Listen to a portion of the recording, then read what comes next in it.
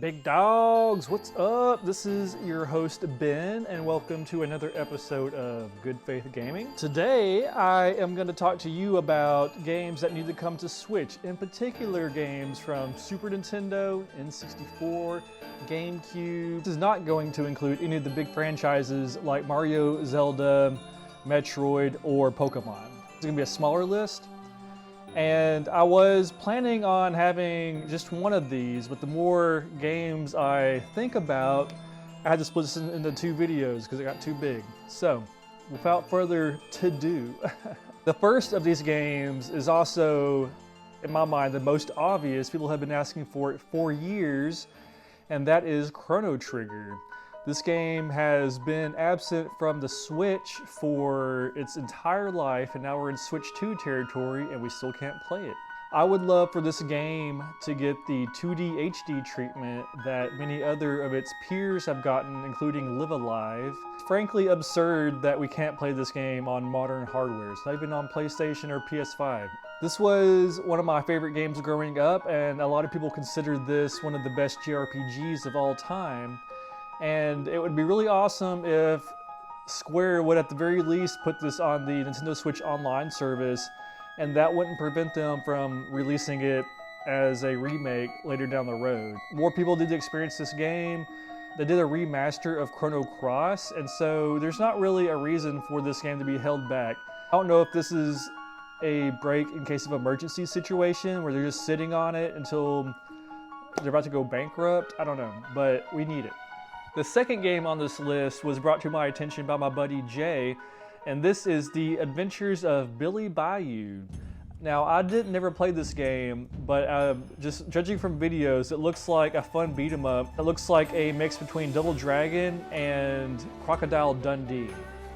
So it might be a fun game to put on the Nintendo Switch Online service, because it looks like a silly good time. The next three games I'm going to talk about belong to an unofficial trilogy, and that is the Soul Blazer trilogy. Soul Blazer 1 was an early Super Nintendo game, and it looks like a mix between The Legend of Zelda and the Ys games. It's an action RPG made by Enix, and it's stuck on the Super Nintendo. And I believe it's the same studio in Enix as the people who made ActRaiser, and we did get a re-release of ActRaiser a few years back, and so it's not out of the question that we would get a Soul Blazer remaster, reissue, whatever. The next game in this trilogy is The Illusion of Gaia. This is the one that blew up in the US. It takes everything that the original Soul Blazer did and perfects it. A lot of people hold this game in high esteem, and it's a shame that it's not available on any modern hardware.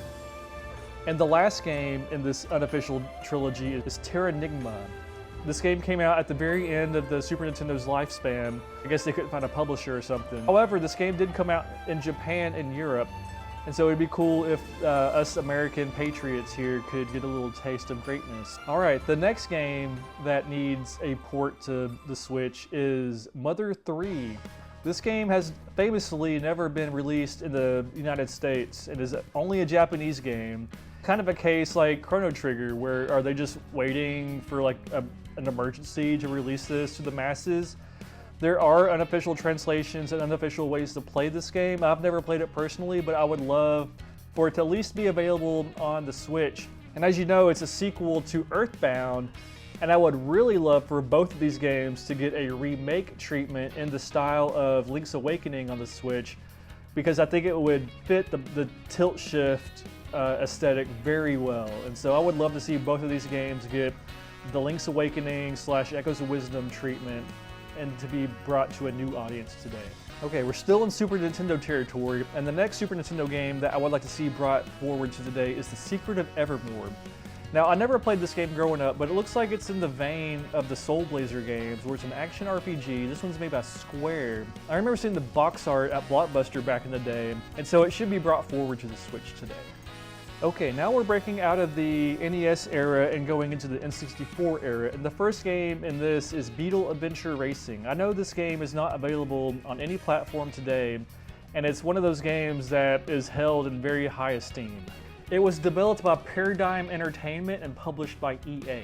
And at a time on the N64 where you had games like Cruisin' USA and Mario Kart 64, this game looked a lot better in my opinion. And a lot of racing fans to this day hold it in really high esteem. So there's no way to play it now. It doesn't really go for too much on eBay or anything, but it would just be nice to have it in a convenient place, which would be the Switch. The next game is Mischief Makers. Mischief Makers was developed by Treasure for the N64.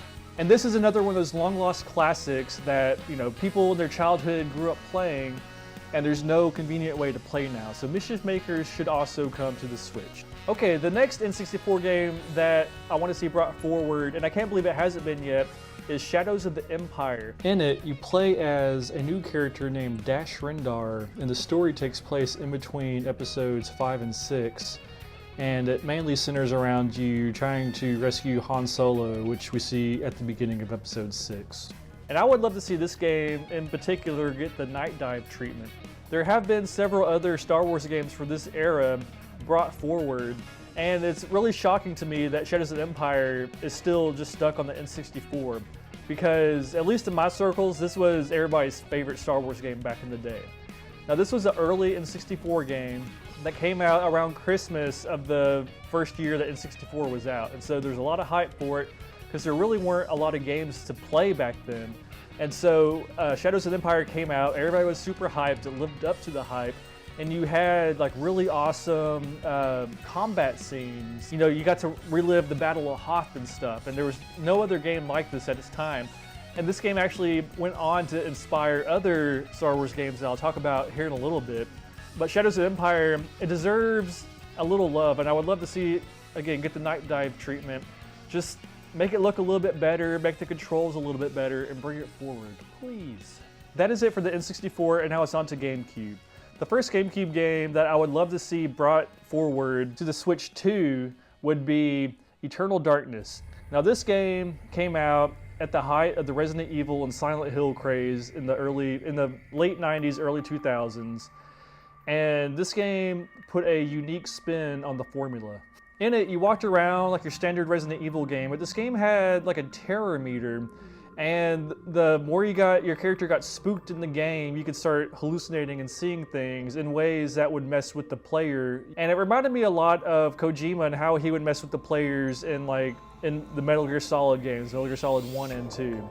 And so it's a very clever game that I think deserves a second life on modern hardware. And I know for a fact that people would play it today and be amazed by how forward-looking this game was. Another unique aspect of this game is it's almost like an anthology, and it takes place over several different time periods, and you play different characters through these time periods, like a Roman legionary and some others that I honestly just can't remember because it's been 20 years since I've played. The next game I'm going to talk about is Rogue Squadron 2 Rogue Leader. This was a GameCube game and the sequel to the original Rogue Squadron, which was a N64 game. This was a Star Wars game, and it was on N64 and GameCube, but the GameCube one, I remember it came out, it was a launch game for the GameCube, and I remember people being super amazed by its graphical style. It looked really good, and this was an aerial combat Star Wars game back when this was popular. Okay, and the last GameCube game I would like to see brought forward is actually, I'm cheating a little bit because it's actually a Dreamcast game, but it was ported to the GameCube, and that is Skies of Arcadia. This is a Sega classic, and I remember playing this one on the Dreamcast, and it was such a fun and cozy game. I remember just the graphics were really good for its time. The story was really good. This is one that I beat back in the day, and I would love to play it again. You know, give it full voice acting and full motion cutscenes and all that. And I think that people would really dig it, especially people who enjoy retro games. You know, we get games brought back from the era like Benton Kaito and stuff like that. And so it's not out of the realm of possibility that we would see a remake or remaster of Skies of Arcadia brought back for the Switch. All right, guys, I'm sure I've left some games off my list, some of maybe one of your favorites. So let me know down in the comments below what you would like to see brought forward to the Switch. And until next time, adios.